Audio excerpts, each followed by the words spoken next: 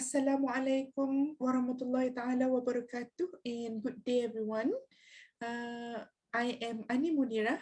I am representing my co-authors, Zakhiri, Khadijah, Mohamed, and Yusramizza. We are all from the School of Law of Universiti Utara, Malaysia. And we are presenting a topic on digitalization of arbitration, cybersecurity risk, and international arbitration centers, some observations. So just a little bit of background before we go dive into the contents of the discussion. The key words being mentioned in title, first and foremost, would be arbitration. It is a non-litigation alternative to litigation.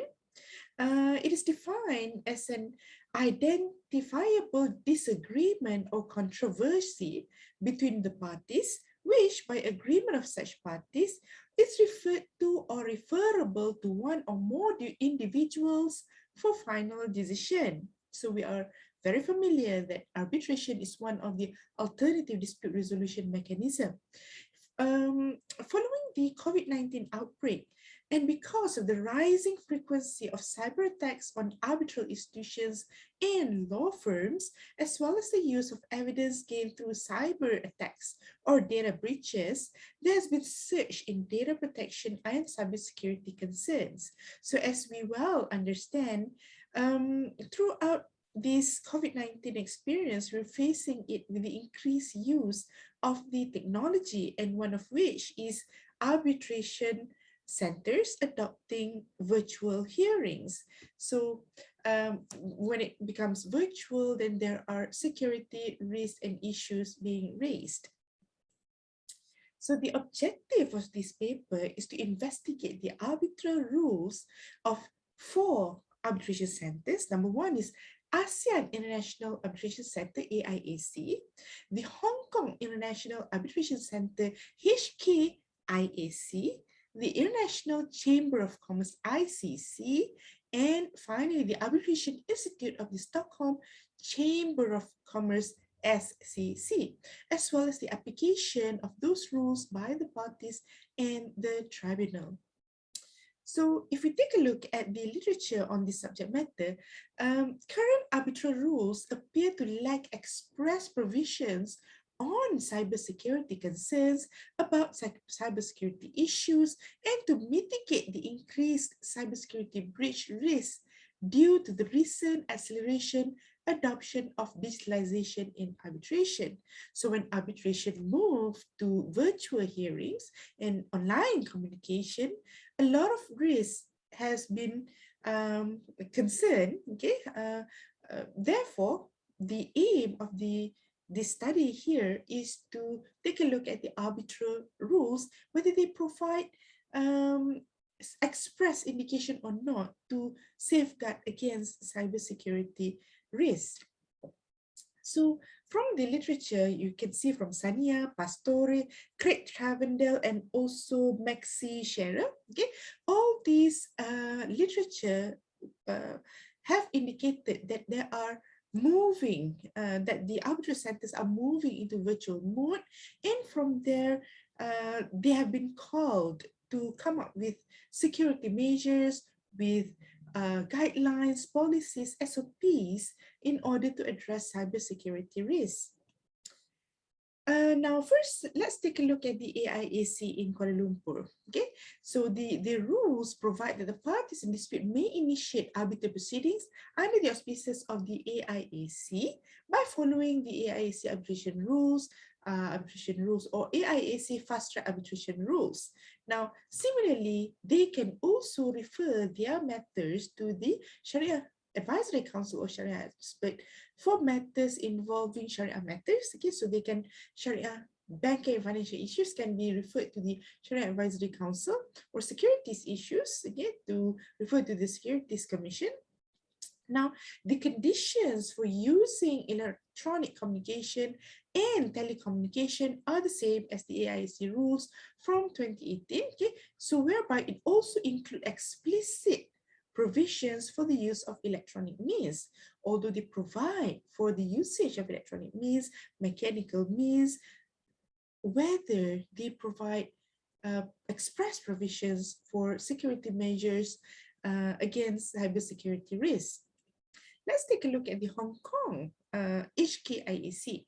Okay, in 2018, the HKIAC administered arbitration rules, okay, we shall refer it to 2018 HKIAC rules. It expressly allows for the upload of written communications to any secured online repository agreed upon by the parties as a means of delivery.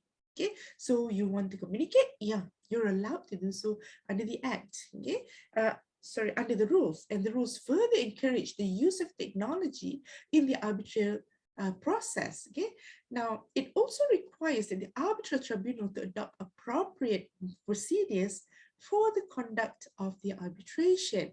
And one of the factors to be considered is the effective use of technology in order to avoid unnecessary expenses and delays. Again, this provision in the HKIAC provide for adoption of electronic means in the arbitral proceedings. Okay? What about ICC? The ICC current arbitration rules went into effect in 2017, and the use of telecommunications is expressly permitted under the rules. Okay? The new article expressly allows the arbitrator to choose the mode of the hearing, either in person or remotely. Okay? And after consulting the parties and considering the facts of the case. So in other words, what they want to do is discussion and consensus among the parties if they are agreeable to it. So by all means, they can go for it. Okay, in a quotation, okay, it shall be supplied in a number of copies sufficient to provide one copy for each party, plus one for each arbitrator and one for the secretariat. Yeah, so then if you copy that, it will be it can be indicated as sent. However, again, the new ICC rules 2021 still do not include explicit cybersecurity measures. Let's go to Stockholm now. Yeah, in the SEC, the most recent arbitration rules is the arbitration rules of the Arbitration Institute of the Stockholm Chamber of Commerce, which have been in effect in 2017 also. Okay, the case management conference, it is provided by the rules that it may be held in person or by any other means. Okay? And according to Article 28.2, it also includes similar provisions regarding the use of electronic or telecommunication. So what can we learn from these legal provisions that we have just covered just now? Okay?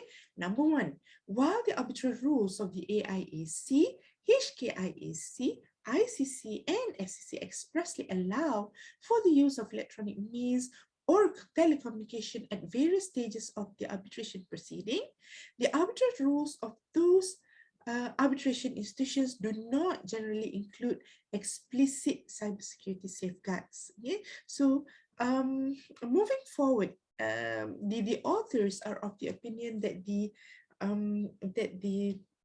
effort is very good. Yeah? Being the rules have been reduced into writing in black and white form that allows for the usage of technology, the uses of telecommunication systems in order to carry out online or virtual arbitral proceedings or virtual hearings for that matter. However, upon perusal of the rules relating to the arbitration centers, we found out that they do not generally provide safeguards for cybersecurity. Therefore, this further raises the question of whether the arbitral rules of these institutions are broad enough to cover arrangements for cybersecurity measures during the arbitration hearing. So it remains unanswered. The parties are free. Of course, again, it's undeniable that the parties are free to agree on cybersecurity measures during the arbitral proceedings under the principle of party autonomy, so long there is consensus among the parties, in addition to the provisions of the arbitral rules that respect the said principle. In fact, the arbitrator or the arbitral tribunal has a role to play in preventing cybersecurity breaches. In conclusion, given the COVID-19 epidemic has refused to abate nearly 2 years, it's come to close to 2 years since the first outbreak. The current situation necessitates increased reliance on technology in various aspects, including for arbitration. In early May 2020, HKIAC stated that around 85% of hearings held in April and May required either full or partial virtual hearing services.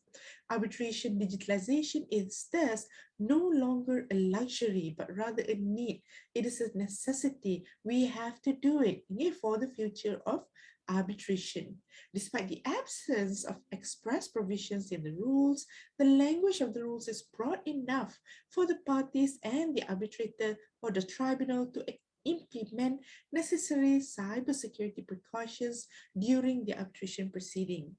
It is notable that the four arbitral institutions that we have covered in this presentation have been proactive in developing proper cybersecurity precautions that parties and the arbitral tribunal can implement during the arbitration hearing. Okay, so therefore, uh, we wish, thank you so much for your concentration, okay, and support. Signing off. Assalamualaikum warahmatullahi taala wabarakatuh.